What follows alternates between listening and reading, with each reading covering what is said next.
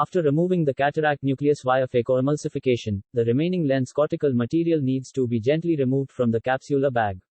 A thorough cortical cleanup helps to ensure a clear capsule and visual access, a quiet eye with a low level of inflammation and prevention of posterior capsular opacification. Once the nucleus is removed, the remaining lens cortical material must be thoroughly cleaned from the capsular bag. It is not acceptable to leave a significant amount of lens cortex in the eye at the end of the cataract surgery because it will induce inflammation and may affect the patient's vision and comfort level. Cortex removal requires a delicate touch because we are working in direct proximity to the fragile capsular bag. Many instruments are available for capsule polishing. One of the popular instruments is the Norden Capsule Polisher. It shares the same general structure with Synski Lens Hook or dialer, except that it has a smooth cup at its tip. These consist of a handle, and a distal angled portion with a tip that is cup-shaped. The best description of use of lens capsule polisher is being provided by Dr. Deepak Megur in one of his video describing cataract surgery. Stay with us to watch how to make best use of this instrument. Right, rest most of the steps are extremely easy in the younger patients. Posterior capsule is flushed with BSS to release some of the fibers.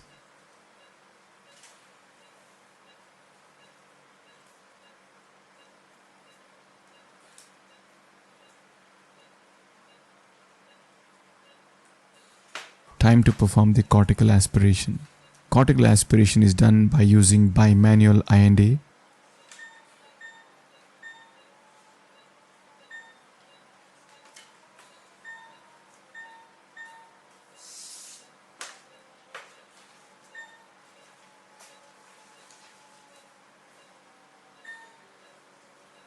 Hands are switched to take care of the opposite quadrant.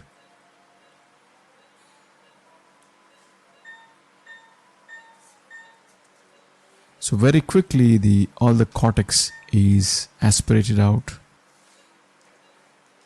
Just cleaning the posterior capsule by flushing it with BSS gently.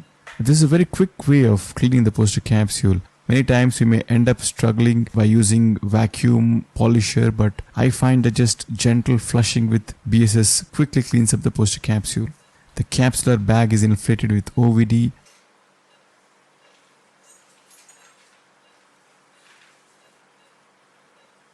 And a single piece hydrophobic intraocular lens is implanted into the bag.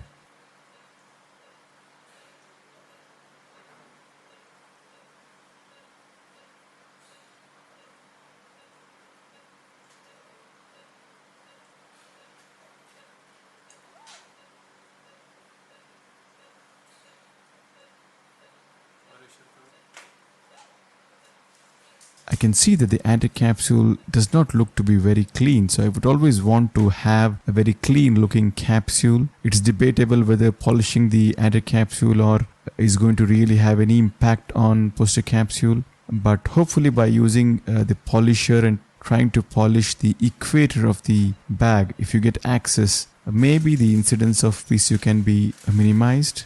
But at least on table, when we polish this anti-capsule, it at least satisfies me that the entire capsular bag looks very clean. So that's the reason why I do this, especially when I find that when the rhexis is slightly of a smaller side. But in this case, the rhexis was perfectly fine. But still in this young patient, I would always want to have a clean capsule. So now we can see the entire debris which was there sticking onto the anti-capsule has been cleaned off. Time to irrigate out the viscoelastic and all the debris which have been polished out.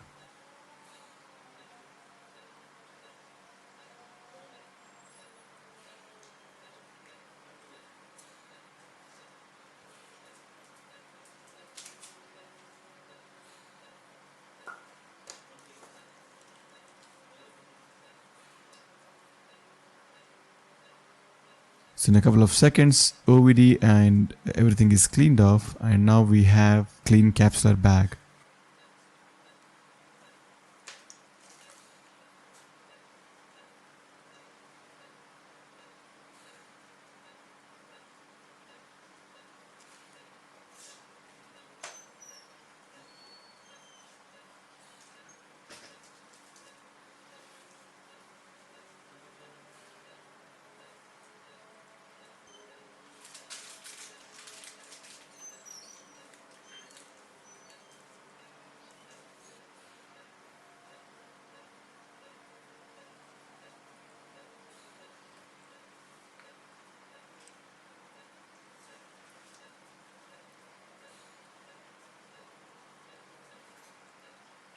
The Rexes which I had planned turned out to be I hope you liked the video.